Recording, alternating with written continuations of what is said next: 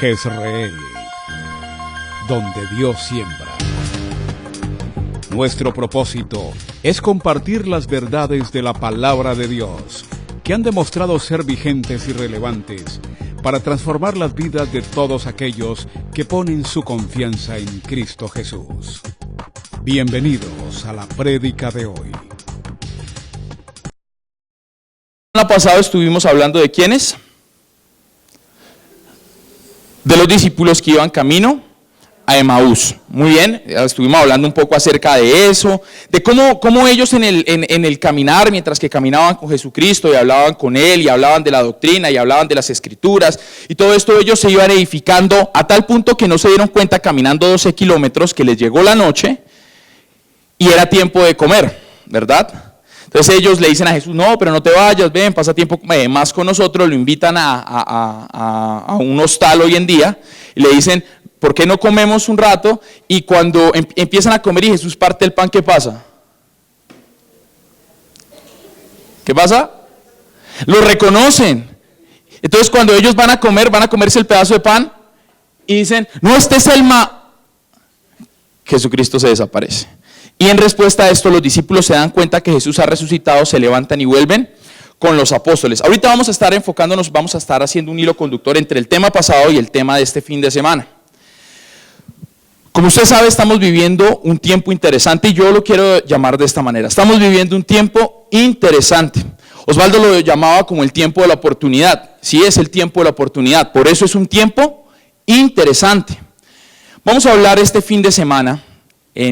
Con todo lo que está pasando en Bogotá, vamos a estar hablando de nuestra confianza, o nuestra confianza debe estar en Dios. Nuestra confianza está en Dios. Y vamos a trabajar 5 puntos y voy a partir de una vez en el primero. Y es que la misericordia de Dios es la esperanza del hombre. Dentro de la confianza, la misericordia de Dios es la esperanza del hombre. Para eso entonces yo le voy a invitar a que usted abra su Biblia en el Salmo 106.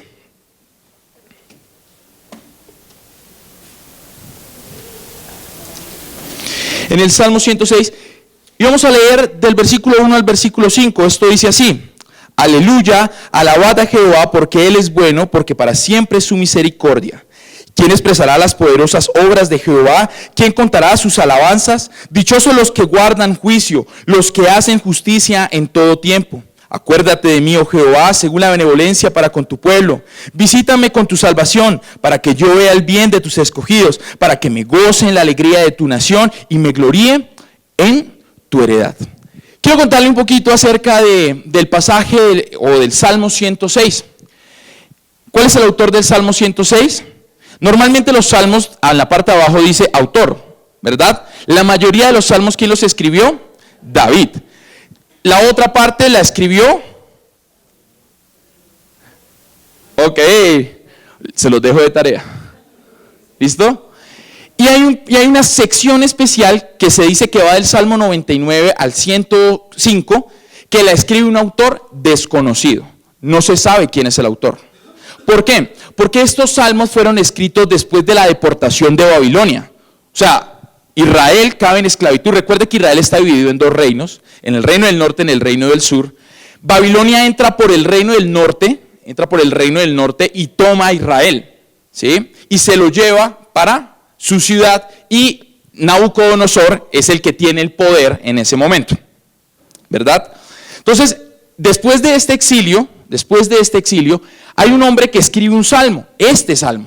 Entonces es un hombre que conoce la necesidad de un pueblo que ya no tiene una ciudad, que ya no es una nación y que aparte de eso ha perdido toda esperanza. ¿Por qué? Porque en otros tiempos Dios siempre restauraba a Israel y lo volvía a poner en gloria. Pero en este momento pareciera que Dios no está actuando o no actuó durante el exilio de Israel. Entonces es un hombre que junto a todo un pueblo no tiene esperanzas. Pero mire cómo arranca diciendo este hombre que aparentemente no tiene esperanzas. Arranca diciendo, aleluya, alabad a Jehová porque Él es bueno, porque para siempre es su misericordia. Y yo le pregunto en esta mañana, usted en este tiempo que estamos viviendo, un tiempo interesante, un tiempo de oportunidades, usted puede abrir su boca y decir, aleluya, Alabad a Jehová porque Él es bueno, porque para siempre es su misericordia. Es más, es usted, como lo dice el versículo 2, en este tiempo que estamos viviendo como nación, de los que puede expresar las poderosas obras de Jehová y puede contar todas sus alabanzas. Es usted de los que entiende la misericordia de Dios que es para todo hombre, porque el título no dice la misericordia de Jehová es para el creyente, sino para todo hombre. Para todo hombre. Es nuestra esperanza. Es la forma en que nosotros y es la persona en que nosotros depositamos toda nuestra confianza. Claro, cuando entendemos su misericordia. Por eso dice lo siguiente, el versículo 3 dice, dichosos los que guardan juicio. No sus juicios, sino juicio. ¿Por qué? Porque usted sabe que en momentos de conmoción, donde todo el mundo está alborotado, lo que primero se pierde es el juicio. Es el juicio. Por eso pasó, y usted lo supo, el viernes, el jueves en Cali, el viernes en Bogotá, toda esta cuestión del pánico, toda esta situación, todo el mundo estaba asustado y todos perdimos el juicio. Cuando nuestra confianza debería estar depositada en aquel que ha hecho obras poderosas. Por eso el salmista se pregunta, ¿quién puede expresar obras maravillosas del Señor? Y recuerde que es un pueblo que está exiliado. Es más, si usted tiene el título ahí del Salmo 106, se llama La rebeldía de Israel. En este tiempo estamos viviendo las consecuencias de muchos años, donde hemos tomado decisiones basadas en nuestra propia opinión. Claro, usted no está en el poder estatal, pero usted sabe que las personas que están mandando como a ellos les parece conveniente. Le aseguro que en ellos no hay una intención de mal, pero ellos están mandando, ellos como autoridad están gobernando como ellos creen que es correcto, pero lastimosamente están gobernando bajo su propia opinión. Entonces, mire lo que se pregunta, mire lo que dice, el versículo 3, dichosos los que guardan juicio, los que hacen justicia en todo tiempo. Esta expresión me fascina mucho, los que hacen justicia en todo tiempo, porque lo que está hablando es que si usted conserva el juicio, usted va a poder ejercitar justicia, igualdad. ¿Me hago entender? Se lo voy a explicar de esta manera. He escuchado a muchos cristianos juzgar a los que hacen las marchas, porque no están de acuerdo, a los que están marchando. No le estoy diciendo que yo esté de acuerdo, sino que he escuchado a muchos cristianos juzgar esa situación. Como he escuchado a muchos cristianos juzgar a las autoridades, llámese presidente, llámese policía. ¿Están siendo justos? No. ¿Y por qué pasa eso? Porque nos volvemos pasionales, porque se nos olvida el juicio. Pero ¿cómo vamos a recordar juicio si nos hemos olvidado de la misericordia del Señor? Y ahí dice, la misericordia de Dios es la esperanza del hombre. ¿Usted se ha preguntado qué hay en el corazón de los policías, de los manifestantes, aún del presidente en este momento? Si usted tuviera la oportunidad de orar, de llenarlo de misericordia, de amor y de gracia al presidente, a las autoridades, aún a los que están marchando, ¿lo haría? Por eso yo quiero preguntarle algo. ¿Quién es Dios para nosotros? Porque si estamos hablando de la misericordia de Dios y que debemos actuar en misericordia con nuestro hermano, lo primero que debemos preguntarnos es ¿quién es Dios para nosotros? Recuerde que Israel viene de un exilio y lo primero que olvida Israel, porque Israel tiene una amnesia, ahorita lo vamos a ver, tremenda, tiene un Alzheimer tremendo, porque Dios hace cosas maravillosas por el pueblo de Israel y al instante a ellos se les olvida. Ahora, imagínese usted que esté en esclavitud durante tantos años. Lo primero que se le va a olvidar o lo primero que usted va a perder es la esperanza. Si usted pierde la esperanza, pierde sus convicciones. Si usted pierde sus convicciones, pierde sus creencias. Y así sucesivamente hasta que usted decide darle la espalda a Dios. Por eso yo quiero hacer un llamado de atención a quién es Dios para nosotros. Mire, y en celebración, el día viernes fue el día del músico y pues felicitación a todos los músicos que están acá, los de la alabanza. Quiero mostrarles una canción que podría responder un poquito a quién debe ser Dios para nosotros. Esa está basada en Isaías 40.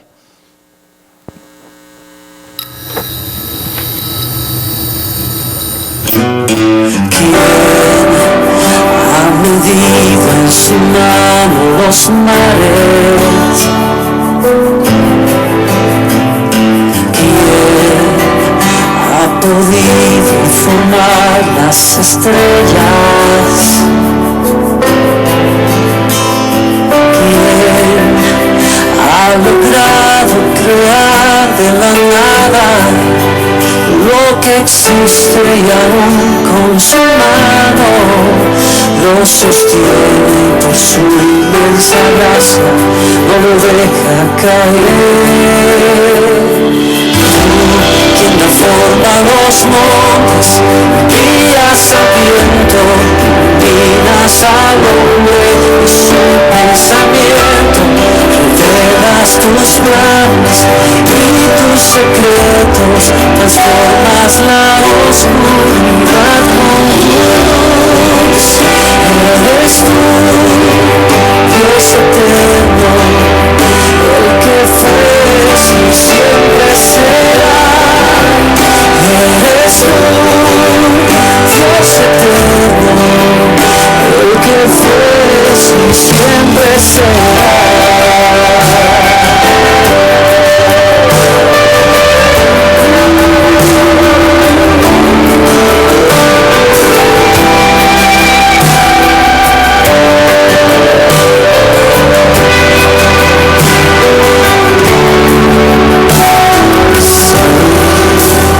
Has estado en mis dificultades,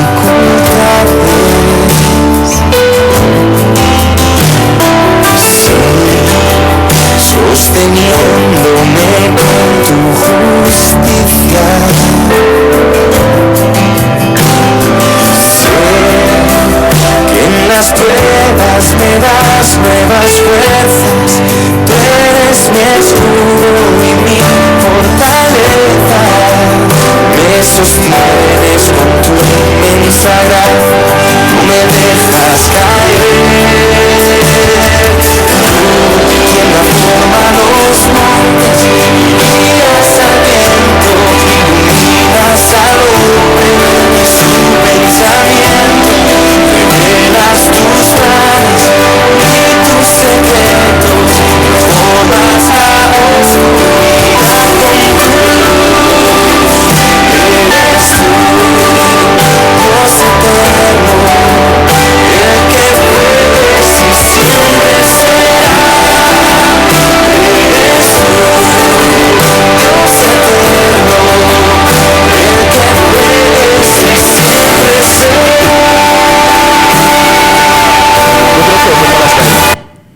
Gracias.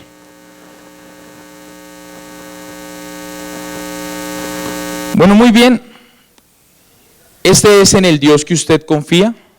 Este es el Dios en el que usted descansa. Este es el Dios en el que usted guarda su esperanza.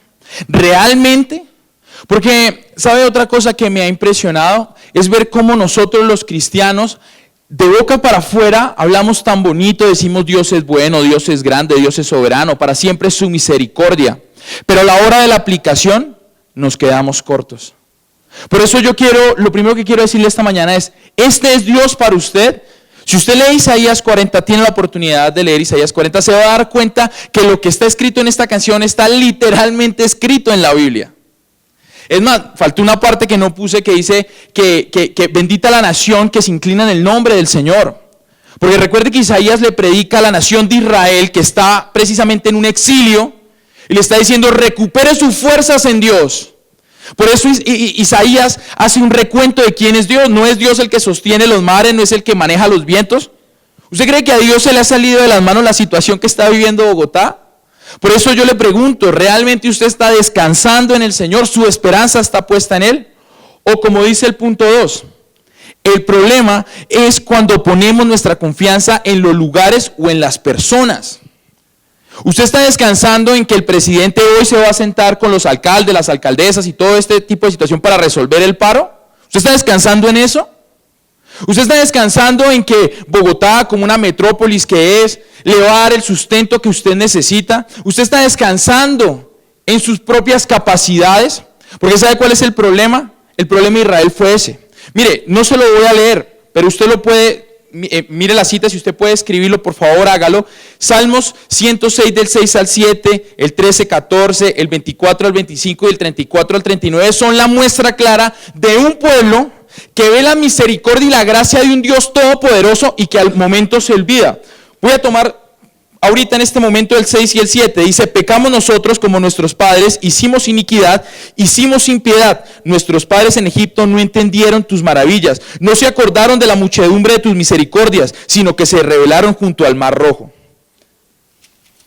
Mire, el problema de Israel era que tan fácil como Dios hacía un milagro y lo ponía en un lugar de gloria, se olvidaba. Y esto me acuerda lo que pasó el viernes en la noche, y se lo cuento de manera testimonial, porque mis jóvenes de vida estudiantil escribían en el grupo de vida estudiantil: se nos está metiendo a la casa, está pasando este tipo de situaciones. Entonces, claro, ¿qué hicimos? Oremos, demos gracias al Señor, oremos. Cuando de momento a otro llega y empiezan a escribir: no, es que eso es pánico, no, están sembrando pánico. Y yo dije: ¿tan fácil se olvidaron? ¿Tan fácil fue olvidarse? Claro, en el momento que estaban viviendo angustia, ¡ay sí, por favor, clamemos todos! Pero apenas dijeron que era pánico, no, eso es pánico. O sea, no estoy diciendo que no haya sido, sino el foco central de lo que le quiero decir es que nuestra confianza está puesta en hombres entonces. Porque la respuesta no debió haber sido esa, sino sabe que, gracias Señor, porque puede que haya sido pánico. Pero no pasó nada, Señor. Tuviste misericordia de nosotros y alabamos tu nombre y aleluya, cantemos por tus grandes maravillas. O como si hubiera pasado, porque acá hay dos teorías, el pánico y el no pánico, ¿sí? Pero si no fue pánico y todo fue real y de verdad se nos estaban metiendo, doy gracias a Dios porque el ángel de la muerte no tocó la vida de ninguno de nosotros. Que eso fue lo que olvidó Israel. Porque eso es lo que dice el salmista, dice: se olvidaron lo que hiciste en Egipto, ¿se acuerda? Las plagas, el ángel de la muerte que no tocó a las casas de los hijos de Israel, solo a los hijos de los de Egipto. Se nos olvida muy fácil el favor del Señor. ¿Pero por qué pasa eso? Porque confiamos en nuestro egocentrismo, porque confiamos en el poder que tenemos, porque confiamos en la posición que tenemos, porque confiamos en los bienes materiales que tenemos, porque confiamos en la sociedad en la que vivimos y porque confiamos en nuestra religión. ¡Ah!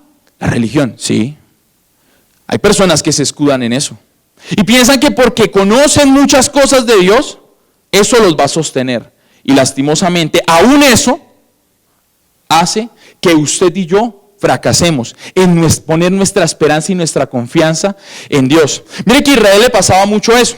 Cuando Israel estaba mal, cuando Israel estaba, por ejemplo, estaba pasando por el desierto, no había comida, el Señor les manda maná y toda esta situación, y ellos van andando y llegan a entrar a la tierra de Canaán. O sea, acaban de ver que un Dios que abre el Mar Rojo, un Dios que les provee alimentación, y van a entrar a una puerta, van a entrar a una tierra, y lo primero que hacen cuando les dicen: no, es que hay gente muy grande, es que se asustan. O sea, no sé qué piensa el pueblo de Israel o qué pensaba el pueblo de Israel en ese momento, pero si yo viera un mar que se abre en dos, unos gigantes no son nada. Pero el problema es que ellos ponían su confianza es en ellos. Por eso lo primero que ellos se plantearon apenas pasaron el Mar Rojo fue: ¿y por qué más bien no nos volvemos a Egipto? ¿No estábamos mejor como esclavos? Pues por lo menos teníamos comida, teníamos un techo, teníamos seguridad social. Acá no estábamos bien. Claro, eran esclavos, pero estábamos bien. Dios les estaba ofreciendo una tierra de libertad, de oportunidad. Una tierra en la cual fluía leche y miel. O sea, no sé si usted recuerde el relato, cuando pasan Josué y Caleb espiando la tierra y ven que las uvas son tan grandes, ellos quedan atónitos. O sea, era una tierra increíble. Pero ellos preferían volver a ser esclavos. Y eso pasa porque nos da Alzheimer, se nos olvida las misericordias y las gracias. Y la gracia, que el Señor ha dado para nuestra vida. Vamos al punto 3, por favor. Entonces, restablezcamos la mirada donde debe estar. Jesús es la esperanza ante el fracaso humano. Jesús es la esperanza ante el fracaso humano. Mire, si usted lee, le voy a volver a hacer solo las citas, el Salmo 106, versículo 8 y 9, 13, 14, 21, 22 y 43 y 46, usted se va a dar cuenta que el salmista dice: Israel se olvida, pero ¿sabe qué hace Dios? Los salva, los restaura, los ama, los llena de misericordia. ¿Por qué cree que Dios entrega a su Hijo a favor suyo y mío? ¿Porque lo merecemos? ¿Porque somos tan buenos? ¿Porque tenemos un carácter moral excelente? No, porque de lo más vil y menospreciado Dios tomó para su propio cuerpo e hizo su iglesia para sí. Igual con Israel. Yo me acuerdo, hay un versículo, no recuerdo la cita en este momento, que dice: ¿ustedes creen que yo los escogí porque ustedes son los más grandes y poderosos? Si ustedes lo que son es un pueblo chiquito. Y les recuerda por qué fue que los escogió. Ustedes no son un pueblo grande, ustedes vienen de un hombre que tenía una mujer estéril, o sea, ustedes son un milagro. Pero se nos olvida quién es Dios para nosotros. Por eso nuestra esperanza ante los fracasos del hombre debe ser Jesús. Mire, yo le decía a mis discípulos una y otra vez, porque ellos me preguntaban: Jazz, ¿será que podemos ir a marchar? Pues yo les dije: sí, vayan. ¿Por qué no? Vayan. Pero vayan con las razones correctas. Le digo, esto es un tiempo interesante, un tiempo de oportunidades. Si usted va a salir a marchar, le decía yo a mis discípulos, ¿sabe qué? Vaya y lleve el mensaje de Jesucristo, porque si usted está poniendo su confianza en que el presidente, en que la alcaldesa o el alcalde, en que la policía, en que aún los manifestantes solucionen el problema, puede que lo solucionen, pero serán paños de agua tibia. Porque es que la respuesta no es lo que ellos hagan, la respuesta es Cristo. Por eso la esperanza del hombre debe ser Dios. Si no hay esperanza, hemos fracasado. Si no es por Dios, hemos fracasado. Mire, y esa es la situación. Si usted no pone su confianza en Jesús, usted ha fracasado. Usted ha fracasado. Por eso el salmista dice: mire, recordemos todo este tipo de situaciones. ¿Para qué? Para que usted se acuerde que Dios lo ha salvado. Para que usted se acuerde que es que Dios lo ha sustentado. Para que usted ponga su esperanza y toda su confianza es en Jesús. No la pongan los hombres. Mire, si usted quiere aprender a vivir una vida grandemente, como lo veníamos hablando con Manuel Osvaldo, y ahora vamos a meter un poquito el tema de los discípulos de Emaús. Mire, cuando los discípulos de Emaús se dan cuenta que el maestro es el que los alimentaba, ellos voltearon a verlo y ya no estaba, pero lo entendieron de una y dijeron: tenemos que volver a Israel. Quiero citar a Manuel Osvaldo entonces en ese sentido, cuando él decía que los discípulos habían perdido la esperanza y por eso se habían ido por los alrededores y se habían ido lejos de Israel, porque el Mesías que tanto había prometido salvación ya no estaba. Habían perdido su esperanza. Por eso es que Jesús, en ese tiempo de 40 días, él va recorriendo y recogiendo a sus discípulos, porque sus discípulos se están dispersando, han perdido su confianza. Pero cuando estos discípulos de Emaús, después de haber caminado con el maestro durante tanto tiempo, 12 kilómetros, para mí es bastante, de pronto para usted sea corto, para mí es mucho. Después de haber caminado todo ese recorrido y haberse dado cuenta del maestro, lo primero que hacen es acercarse al maestro y quieren volver otra vez con él. Pero ya no está y les toca ir otra vez, a que les den la fuente de esperanza, a que los discípulos restauren sus fuerzas, claro, en el poder de Dios. Ahora, yo quiero también preguntarle esta mañana, lo primero que le pregunté es: ¿quién es Dios para usted? Lo segundo que le pregunté es: ¿en qué está depositando usted su confianza? Pero lo tercero que le quiero preguntar es una pregunta que necesito que usted medite. Porque si usted quiere aprender a vivir grandemente, usted se tiene que hacer esta pregunta: ¿es realmente Jesús mi esperanza? Ojo, no que usted lo diga, no que a usted se lo hayamos enseñado acá a través de las reuniones generales, a través de los discipulados, que usted de pronto ha hecho seminarios, cursos teológicos. Yo no le estoy preguntando eso. Usted puede tener mucho conocimiento acerca de la Biblia, usted la puede saber toda y conocer toda la teología del mundo. Pero como lo dice Pablo, si usted no tiene amor, de nada sirve. O sea, si usted no tiene depositada su esperanza en Cristo, eso no sirve de nada. Porque vienen las situaciones y le pasa como el hombre que puso su casa sobre la arena. Entra en pánico y se le destruye su casa. ¿Es realmente Jesús su esperanza? Lo cuarto entonces que le quiero decir es que cuando usted entiende que usted tiene que volver su mirada a su esperanza eterna, la manera de hacerlo es a través de su palabra. Por eso camine en la palabra de Dios. camine en la palabra de Dios. Mire, el salmista recuenta todo lo que está escrito en la palabra de Dios, lo que nos muestra su conocimiento de las escrituras. Si usted se lee y tiene la oportunidad, y se lo pido que lo haga, todo el Salmo 106, usted ve cómo el salmista relata la historia de Israel desde Génesis hasta Deuteronomio. Y también pasa por Josué. O sea, es una vaina increíble. Este hombre conoce el Pentateuco, todos los libros aparte que están cerca al Pentateuco, que cuentan la historia de Israel, de un pueblo que sale de la esclavitud a una tierra prometida. ¿Y cómo se olvida este pueblo de estos? Es un hombre que tiene claro lo que está escrito en la palabra de Dios y está convencido. Por eso es que vemos que la primera respuesta ante la salida, el posexilio de Babilonia es aleluya. Alabemos al Señor porque para siempre es su misericordia, porque bueno ha sido Él, porque Él tiene claro su conocimiento acerca de Dios, que está contenido en su libro, en las Escrituras. ¿Sabe cuál era el problema de Israel entonces? Oseas 4:6, que es un versículo muy conocido, y dice: mi pueblo pereció por falta de conocimiento. Ese era el problema de Israel. El problema de Israel era que ignoraba el consejo. Las citas de los versículos que le di anteriormente, de dónde ponía su confianza, dice: porque ignoraron el consejo de Jehová, porque ignoraron el consejo del Señor. Varias veces lo repite: porque ignoraron, porque ignoraron. ¿Sabe cuál es el problema? Que usted ignore el consejo del Señor. Porque si usted lo ignora, usted empieza a caminar es en su propia opinión. Entonces por eso vemos cristianos que juzgan las situaciones y creen que tienen la razón.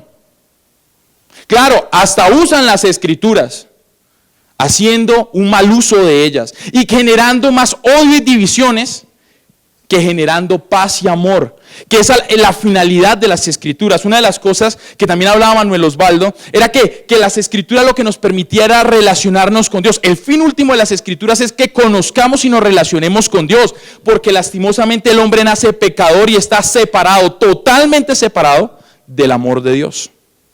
Necesita una reconciliación y las escrituras nos brindan la manera de cómo nos podemos reconciliar. Por eso es que muchas veces empezamos nuestra vida cristiana con una oración de fe. Porque Romanos 10:9-10 dice que si confesamos con nuestra boca que Jesús es el Señor y creemos en nuestro corazón que Dios le levantó de los muertos, será salvo. ¿Usted cree que la oración de fe se la inventó alguien porque sí? No, eso estaba contenido en las escrituras.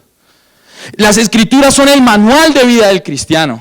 Es el manual que en todo tipo de situación debe tomar él. Pero para eso su esperanza debe estar puesta en Jesús para que no fracase. El fracaso de Israel entonces fue ese. Fue haber olvidado la historia, haber olvidado los grandes prodigios, haber olvidado las grandes obras del Señor. Por eso el salmista se pregunta: ¿quién puede exaltar las grandes obras del Señor? ¿Quién de todos estos puede? ¿Usted puede hacerlo? ¿Es usted de los que puede alabar el nombre del Señor y contar todas sus maravillas? Vamos al quinto punto.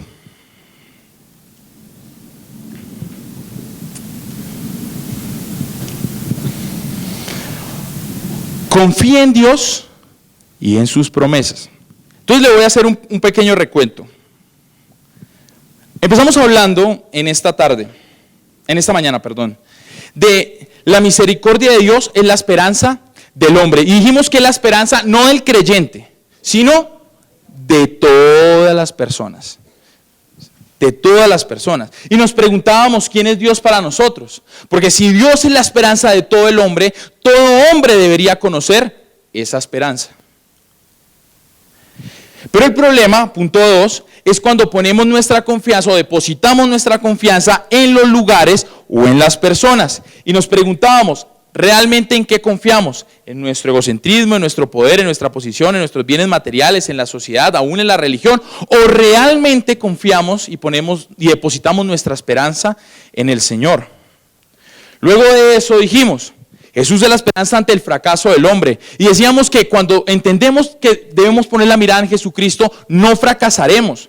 Porque si no lo hacemos de esa manera, viviremos permanentemente en fracaso, en tristeza y en soledad. Por eso es que vemos muchos cristianos que hoy en día se sienten derrotados. Y aún en este tipo de situaciones se sienten abatidos. Porque están poniendo su confianza es en las cosas y en los hombres. No están poniendo su esperanza en Jesús. Para esto entonces debemos caminar junto a las Escrituras. La Biblia es la fuente donde Dios nos dejó todo el conocimiento de Él para que nosotros vivamos conforme a su voluntad, para que no perezcamos como lo hizo el pueblo de Israel.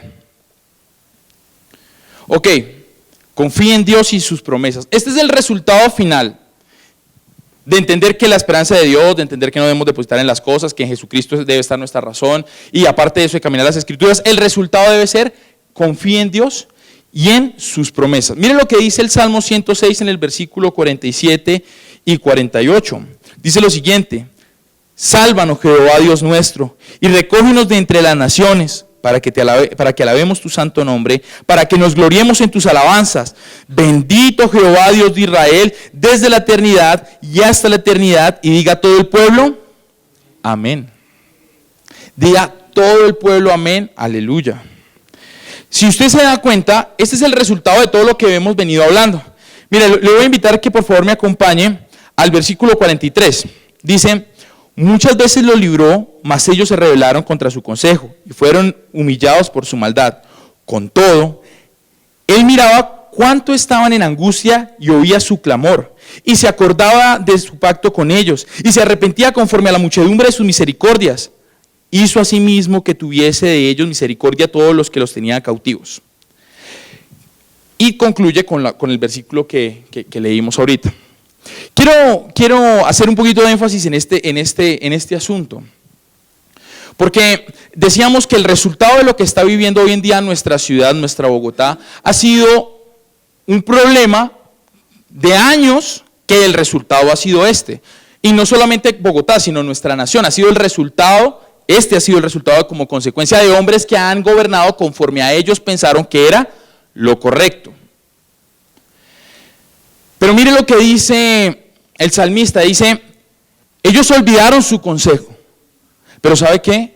Mientras tanto Dios obraba, oía su clamor, los buscaba, los amaba, les limpiaba.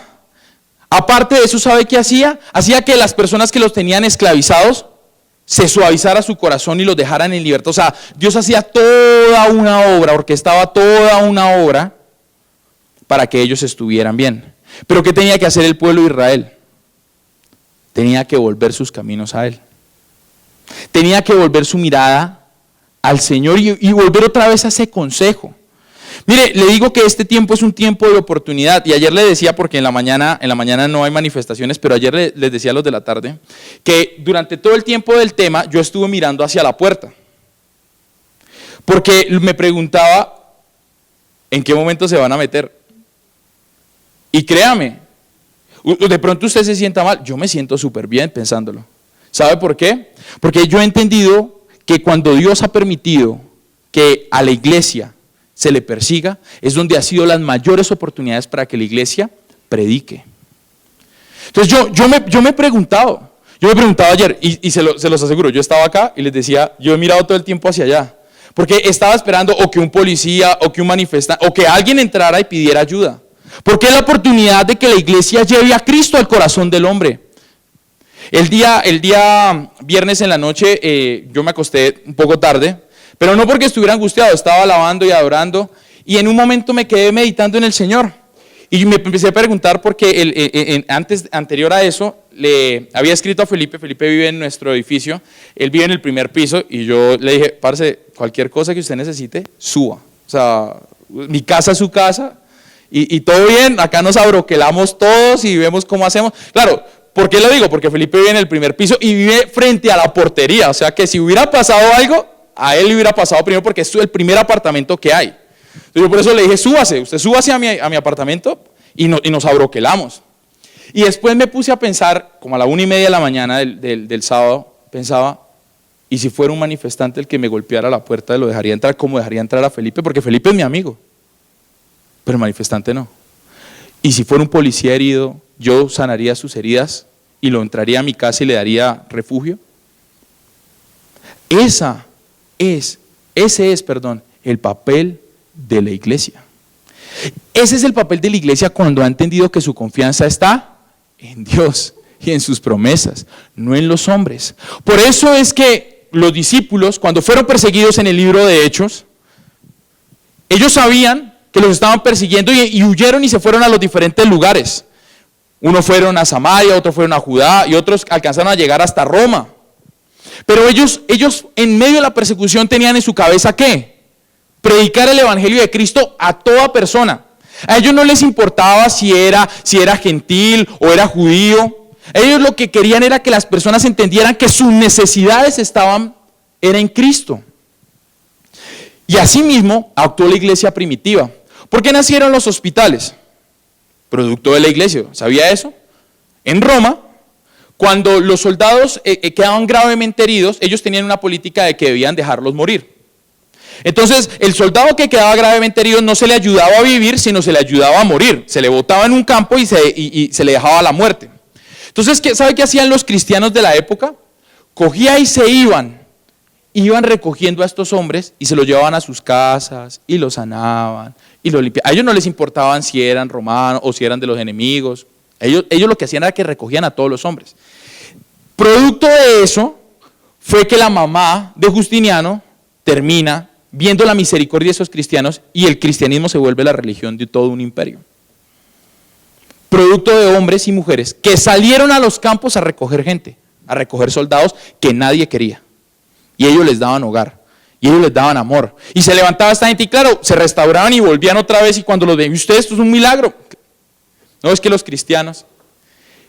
Ese es el papel de la iglesia. El papel de la iglesia no es juzgar qué está bien o qué está mal. El papel de la iglesia es orar, ayunar, velar, ayudar. Dios nos está instando en este momento.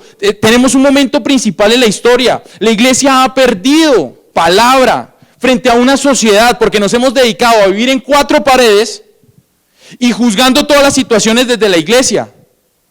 Cuando Dios nos ha demandado que salgamos a los que lo necesitan, que prediquemos el evangelio a todo aquel que busca y necesita esperanza. Eso es lo que Dios desea de cada uno de nosotros. Mire, una persona que entiende esto pasa lo siguiente. Vamos con otro video musical.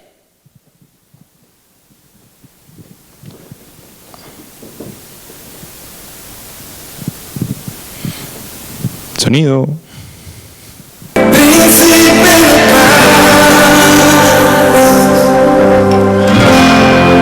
Es aquel que se hizo carne, lleno de gracia y verdad. Es por tu gracia, estoy de pie,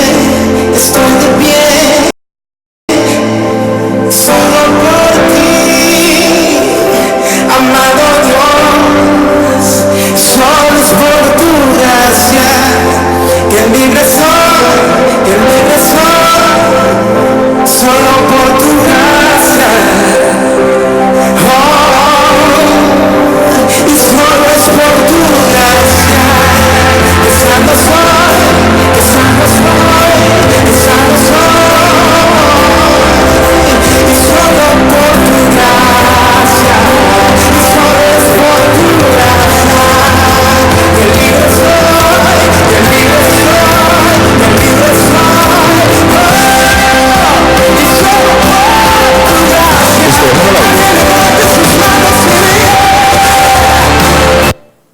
Gracias. Ok, volvamos al 5, Manu, porfa. Conoce usted al cantante, ¿verdad? Julio Melgar, ¿sí? Ya fallecido. ¿Sabía usted que cuando él estaba cantando esta canción ya tenía el cáncer terminal? ¿Sí? Mire, pongo este fragmento de esta canción, porque este hombre que tiene un cáncer terminal llega y dice: sé que en ti sano soy, libre soy, que es por tu gracia que soy curado, que es por tu gracia que yo vivo, porque tú eres mi admirable consejero, mi príncipe de paz. Es un hombre que la tenía clara. Ahora, muchos se preguntarán, pero si Dios era su Dios, ¿por qué no lo sanó? Le aseguro que él no pensaba en eso. Y que cuando él cantaba estas estrofas, él no estaba pensando en, bueno, yo me voy a sanar producto de esto, no. Porque él tenía claro quién era Dios. Él sabía que Dios es soberano y que si Dios decidía en su vida no sanarlo, él estaba bien. Ahora, se lo digo porque yo me imagino que mientras que él cantaba sentía dolor. Su cáncer fue en la parte digestiva, y para los que saben, cuando uno canta, apoya y hunde todo el sistema digestivo, lo hunde a través del diafragma, porque ese es el apoyo del cantante.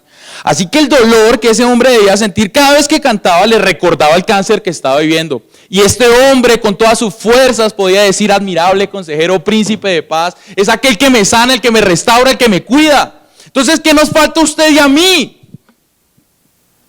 ¿Qué nos falta?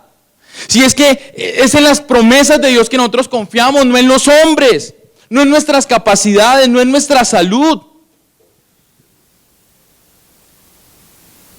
Mire, cuando el salmista dice, ¿sabe qué? Con todo esto él los oía. Es porque usted y yo tenemos un Dios misericordioso que siempre está atento a nuestras necesidades, aun cuando nosotros fallamos. Cuando dice que él se arrepintió y tuvo misericordia, quiero hacerle alusión a esta frase. No fue que él dijo, no puedo ser tan grave porque yo soy amor. No, eso no quiere decir esa frase. Lo que quiere traducir esa frase es que Dios, teniendo razones para acabar con nosotros, decide no hacerlo. Él decide no hacerlo. ¿Sabe por qué? Porque nos ama. Pero ¿qué desea Él? Que usted y yo confiemos en sus promesas, que creamos en Él, para que volvamos al versículo 1 y digamos: aleluya, alabemos al Señor, porque grandes son tus obras, porque para siempre es tu misericordia.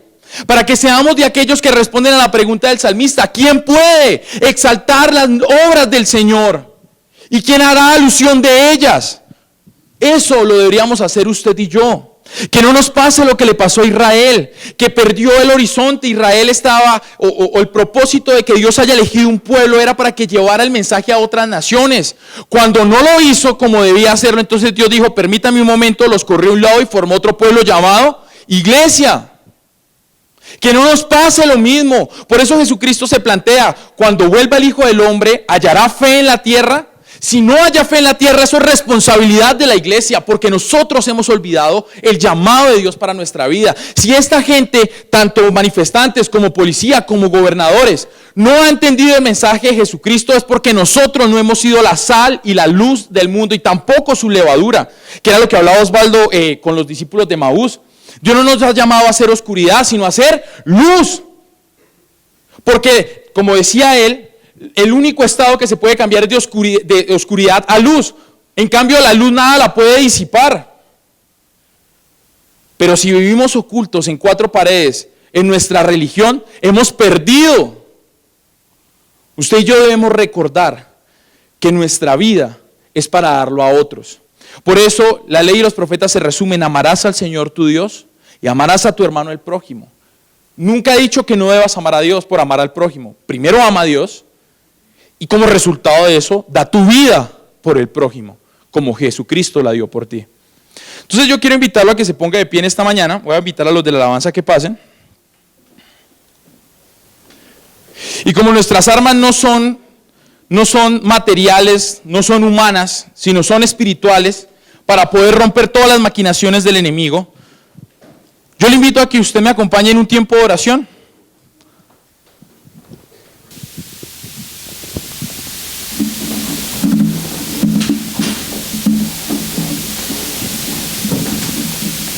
Mientras los de la alabanza se posicionan, yo le invito a que usted cierre sus ojos y en esta mañana empiece usted a clamar por Bogotá. Dígale al Señor: Señor, yo te doy gracias, yo te alabo y te bendigo por esta tierra prometida que tú nos has regalado. Porque ha sido una tierra en la cual, Señor, hemos prosperado. Porque ha sido una tierra en la cual hemos visto tu bendición, hemos visto tu gracia, tu misericordia, Señor. Gracias, Señor.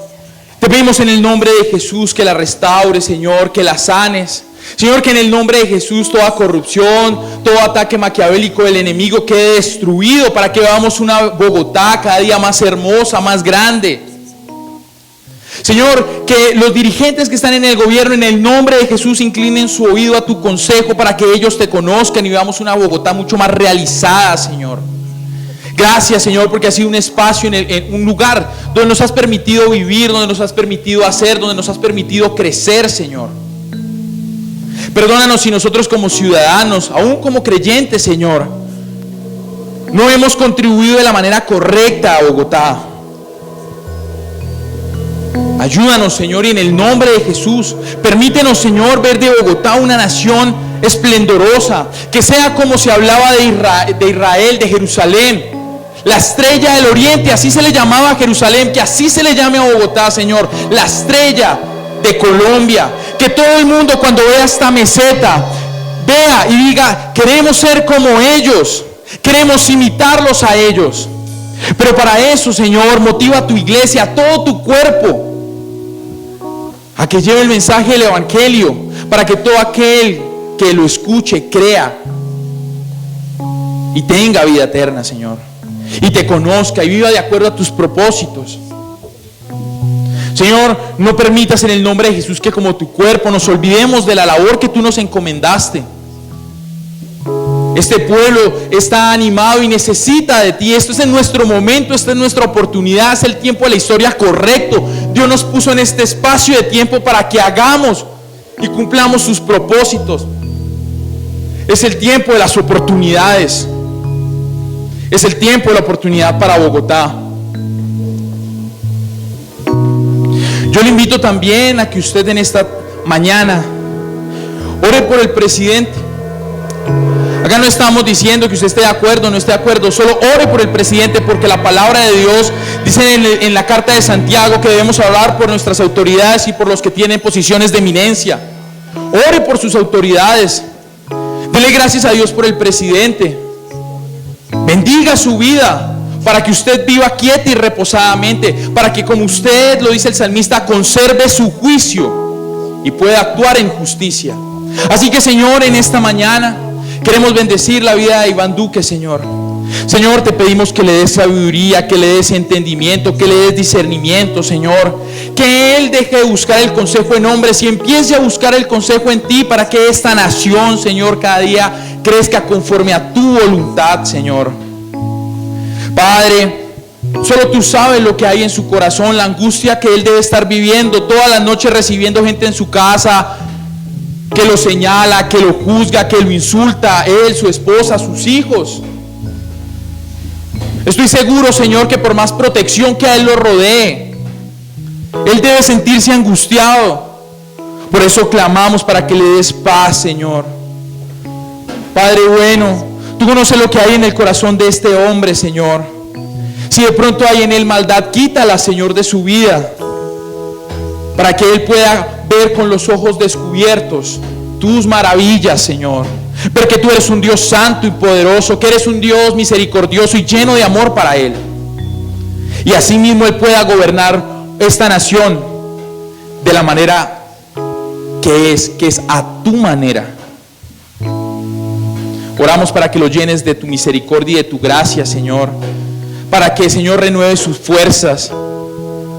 Oramos por todo ese gabinete que Él tiene, Señor, y en el nombre de Jesús pedimos por todos esos ministros también, para que seas tú llenándolos de sabiduría, de entendimiento, de discernimiento, de ciencia, Señor, para que seas tú derramando de sus bendiciones, Señor. Padre, si hay dureza en el corazón de todos estos hombres, quítala, Señor, vuélvelos en un corazón de carne, Señor, corazón sensible a las necesidades.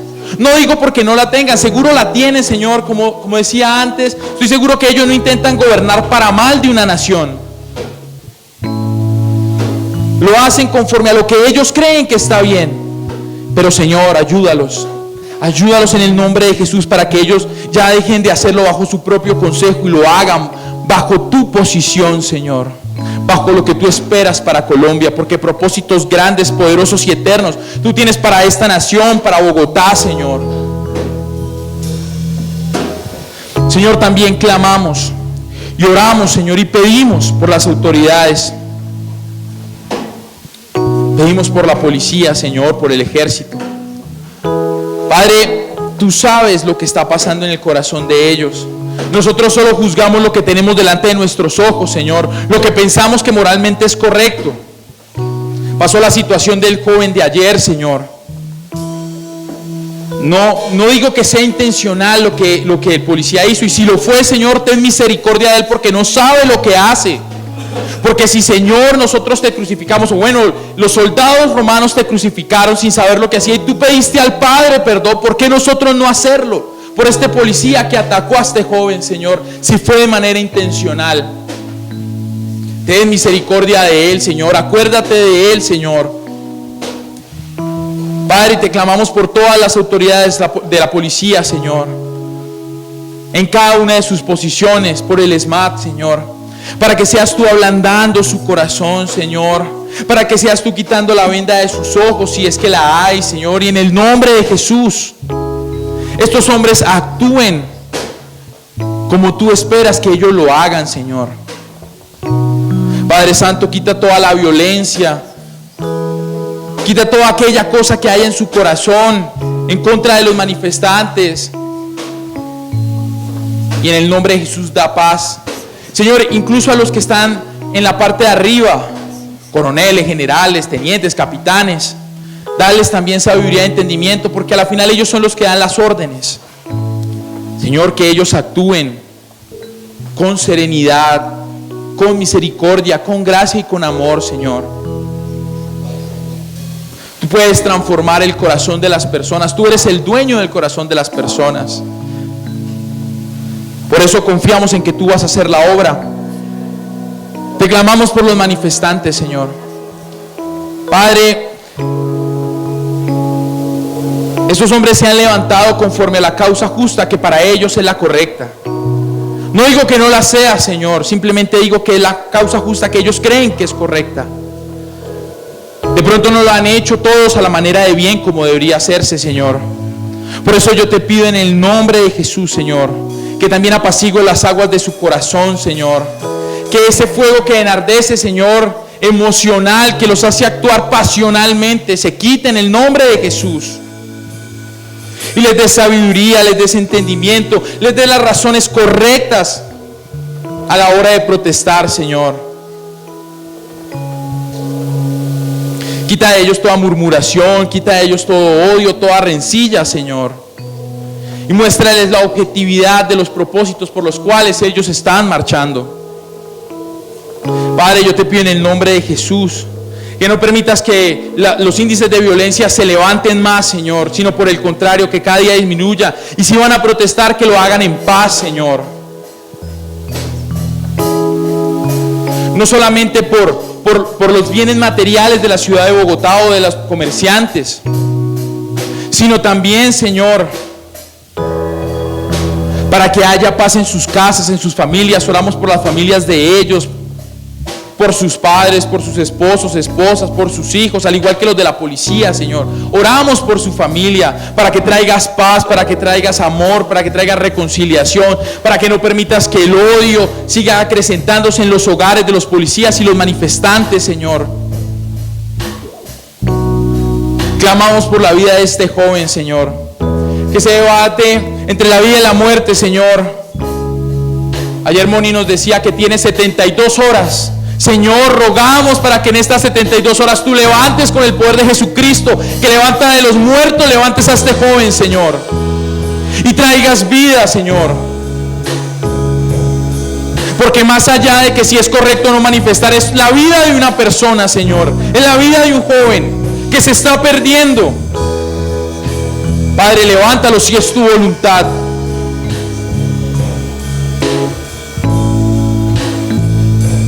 Como lo hiciste con Talita, Señor, levanta a este joven. Clamamos por él, clamamos por todos los jóvenes, Señor, para que en el nombre de Jesús ellos actúen conforme a la razón y no a la pasión. Padre Santo, clamamos por todas las familias de Bogotá, por aquellos que se han decidido quedar en sus casas, por aquellos que de pronto no están de acuerdo con el paro, para que también traigas paz, Señor, que no haya división en los hogares de Bogotá, de Colombia, Señor. Porque una casa dividida se acaba, se destruye. Señor, no permitas que las maquinaciones del enemigo sobre este pueblo tengan poder. Porque tu palabra dice que Él es el que gobierna a los incrédulos. Pero sabes, Señor, tú ya venciste al enemigo, tú ya venciste al mundo en la cruz. Ellos no tienen poder cuando tu luz, Señor, se aparece en la vida de ellos. Por eso, en el nombre de Jesús, Señor, rogamos y clamamos, Señor, para que seas tú en todos los hogares colombianos y de Bogotá, apareciéndote con gracia y amor, Señor. Permítenos a nosotros como iglesia aprovechar este tiempo y esta oportunidad para predicar el Evangelio de Jesucristo, Evangelio de reconciliación, Evangelio de paz, de amor, de misericordia, Evangelio de propósitos eternos. Permítenos llevar a todas las personas al arrepentimiento y a una vida llena de propósito. Permítenos como iglesia ser agente de cambio, Señor. Ser agente de transformación, no de juicio, no de señalamientos como lo hemos hecho durante este tiempo. Perdónanos porque hemos tomado un papel que no nos corresponde, pues tú eres el juez del mundo, no nosotros, Señor. Ayúdanos a actuar correctamente como tú esperas que lo hagamos, como una iglesia llena de gracia y amor, que va a las personas, a los que los necesitan, porque como lo dice tu palabra, tú viniste a sanar a los enfermos, porque tú eres el médico de los enfermos, no de los sanos. Lleva tu palabra, Señor, a todo aquel que lo necesite, en el nombre de Jesús. No para ver iglesias llenas, Señor, sino para ver personas, para ver una nación, una ciudad que se incline y adore el nombre del Señor.